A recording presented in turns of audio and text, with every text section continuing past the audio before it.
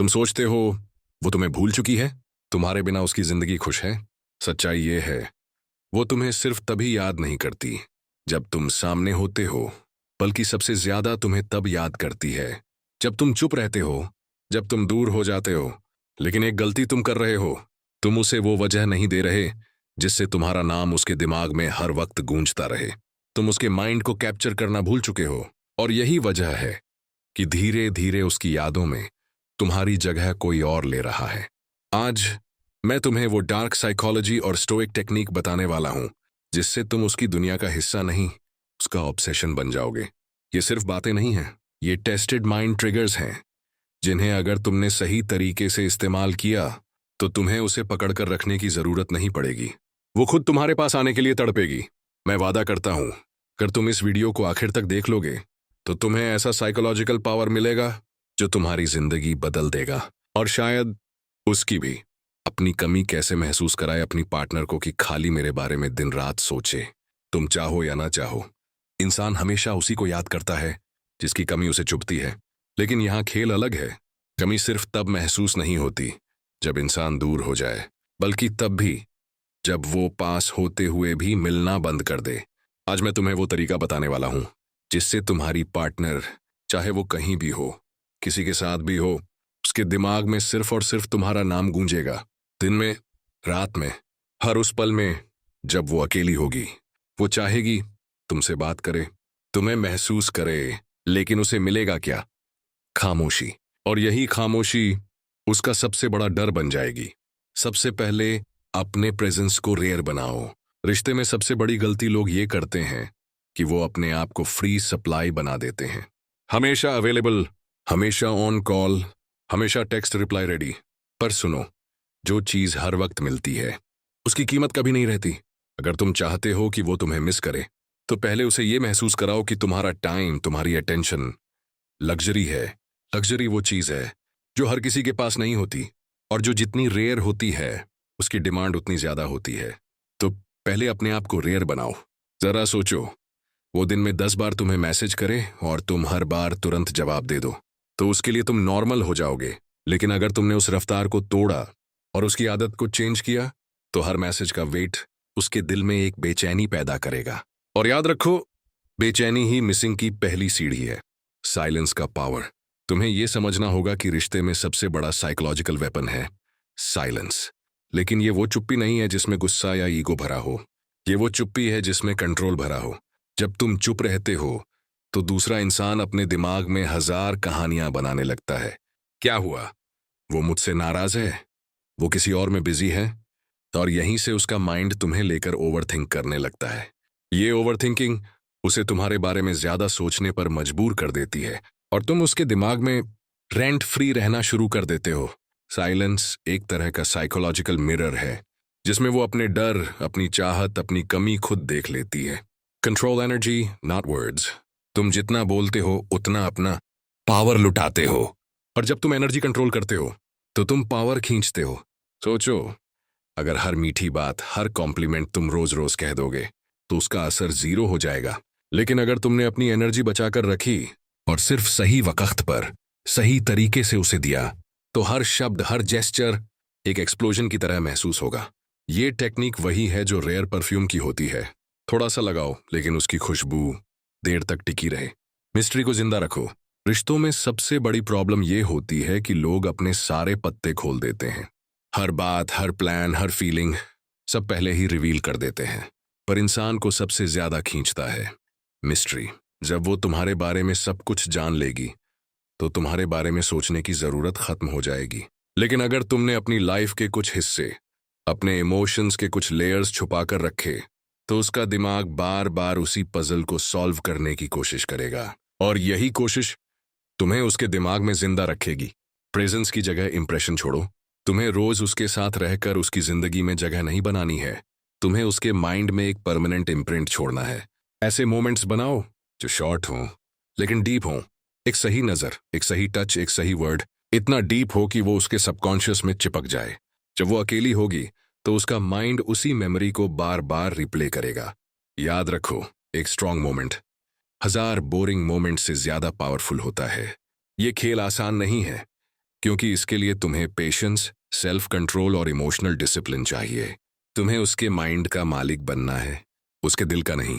क्योंकि दिल बदलते हैं, लेकिन माइंड में जो बैठ जाए वो अमर हो जाता है। तुम्हें अपने वर्ड्स, अपनी एनर्जी और अपने प्रेजेंस को ऐसे इस्तेमाल करना है कि जब तुम पास हो तो वो दुनिया भूल जाए, और जब तुम दूर हो तो वो खुद को भूल जाए। साइकोलॉजिकल ट्रिगर्स, दिमाग के स्विच को दबाना। इंसान का दिमाग एक अजीब चीज है, वो हर छोटी चीज को किसी मेमोरी, किसी इमोशन से जोड़ देता है। अगर तुम चाहते हो कि तुम्हारी पार्टनर दिन रात तुम्हें याद करे, तो तुम्हें उसके दिमाग में ट्रिगर्स डालने होंगे। ये ट्रिगर्स कुछ भी हो सकते हैं। तुम्हारा कोई खास वर्ड या फ्रेज, कोई खास परफ्यूम की खुशबू, कोई गाना, कोई छोटी सी आदत। जब भी वो चीज उसके आसपास होगी, उसका माइंड तुम्हारे साथ उस चीज को कनेक्ट कर देगा। और फिर चाहे तुम वहां हो या नहीं, वो चीज आते ही तुम्हारी याद अपने आप जाग जाएगी। याद रखो, ये सिर्फ मेमोरी नहीं, ये माइंड प्रोग्रामिंग है। रिवर्स अटैचमेंट, खींचो फिर दूर हो जाओ। ये टेक्निक थोड़ी डेंजरस है, लेकिन सबसे पावरफुल भी। शुरू में उसे थोड़ा क्लोजनेस दो, उसे ऐसा महसूस कराओ कि तुम उसके बेहद करीब हो, कि वो तुम्हारी एनर्जी, तुम्हारा अटेंशन, तुम्हारी प्रेजेंस का आदी हो जाए। और जैसे ही वो उस कंफर्ट जोन में पहुंच जाए, तुम अचानक थोड़ा डिस्टेंस बना लो।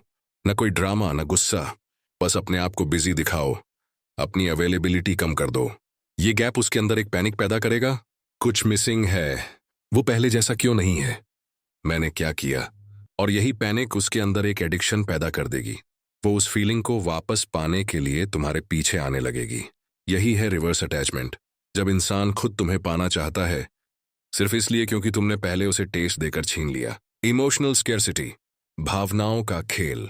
देखो, इंसान हमेशा उसी चीज के लिए तड़पता है जो कम मिलती है। अगर तुम रोज उसे ओवर अटेंशन दोगे, तो तुम्हारी वैल्यू उसके माइंड में जीरो हो जाएगी। पर अगर तुम अपने इमोशंस का फ्लो कंट्रोल करोगे, तो तुम्हारे हर जेस्चर, हर वर्ड की कीमत बढ़ जाएगी। इमोशनल स्केर्सिटी का मतलब है, तुम हर समय ओपन बुक मत बनो। थोड़ा रहस्य रखो, थोड़ा कंट्रोल रखो, ताकि जब तुम एक कॉम्प्लीमेंट दो, तो वो सिर्फ शब्द न रहे, बल्कि उसके दिल में उतर जाए। ये उसी तरह है जैसे डेजर्ट में पानी कम लेकिन इतना रेयर कि उसकी कीमत अनमोल हो जाए। उसके माइंड में अनफिनिश्ड स्टोरी छोड़ना। हम सब जानते हैं, दिमाग अधूरी कहानियों से सबसे ज्यादा डिस्टर्ब्ड होता है। अगर तुम हर इंटरेक्शन को कंप्लीट कर दोगे, तो उसका माइंड क्लोजर पा लेगा। पर अगर तुम कुछ बातें अधूरी छोड़ दो, कुछ प्लान्स हाफ डिस्कस करके रुक जाओ, तो उसका माइंड बार बार उसी अधूरी कहानी को सोचता रहेगा। ये सिंपल साइकोलॉजी है। जब किसी को आंसर नहीं मिलता, तो उसका दिमाग उसे ढूंढने में एनर्जी लगाता है। और जब वो एनर्जी किसी को ढूंढने में लग रही हो, तो वो चीज दिमाग में परमानेंट जगह बना लेती है। अपने एब्सेंस को पेन बनाओ। एब्सेंस सिर्फ डिस्टेंस नहीं है, एब्सेंस एक फीलिंग है। तुम्हें अपने जाने के बाद ऐसा एम्प्टी स्पेस छोड़ना होगा जिसे कोई और फिल ना कर सके। ये तब पॉसिबल है जब तुम्हारे साथ बिताए गए मोमेंट्स इतने डीप हों कि उनका कोई ऑल्टरनेटिव ना हो। जब तुम वहां हो, तो ऐसा एक्सपीरियंस दो कि वो किसी और के साथ कंपेयर ही ना कर सके। और जब तुम दूर हो, तो वो फीलिंग इतनी रेयर और पावरफुल लगे कि वो उसे मिस के बिना रह ना पाए। तुम्हें याद रखना होगा, ये खेल दिल जीतने का नहीं है, ये खेल दिमाग कैप्चर करने का है। क्योंकि दिल बदलता है, लेकिन दिमाग में जो बैठ गया, वो सालों तक हिलता नहीं। तुम्हारा एम होना चाहिए कि उसके हर खाली पल में, उसके हर साइलेंस में, वो तुम्हारा नाम सुने, तुम्हारी तस्वीर देखे और तुम्हारी कमी महसूस करे। उसके माइंड को सील करना। देखो, दिमाग दो चीजों से सबसे ज्यादा कंट्रोल होता है, इमोशन और रेपिटेशन। जब तुम किसी इमोशन को बार बार ट्रिगर करते हो, तो वो उसकी आइडेंटिटी का हिस्सा बन जाता है।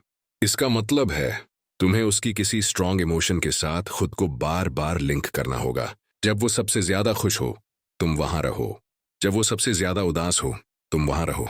और फिर धीरे धीरे अपनी प्रेजेंस को रेयर कर दो।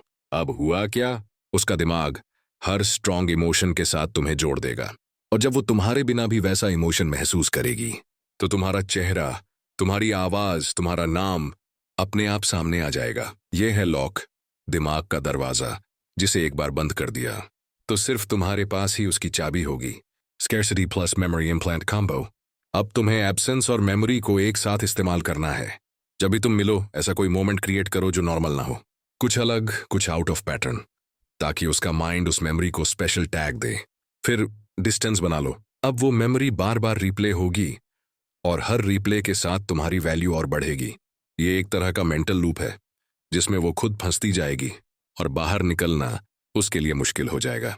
एडिक्शन का असली फॉर्मूला रिलेशनशिप साइकोलॉजी में एक पावरफुल पैटर्न है, पुश एंड पुल। इसका मतलब है कभी उसे क्लोजनेस दो, कभी डिस्टेंस, कभी उसे वो फीलिंग दो जिसकी उसे आदत हो रही है और फिर अचानक उसे रोक दो।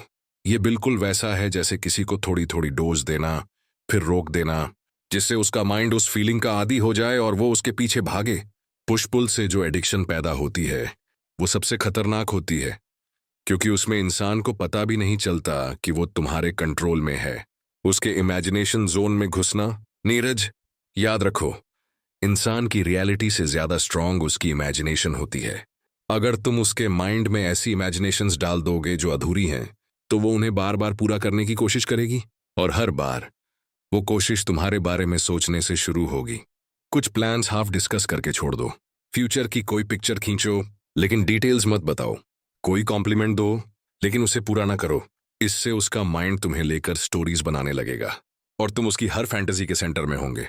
जब वो खुद अपने आप को तुम्हारे बिना अधूरा माने, ये गेम का एंड पॉइंट है जहां उसे लगता है कि तुम उसकी जिंदगी का हिस्सा नहीं बल्कि उसकी आइडेंटिटी का हिस्सा हो।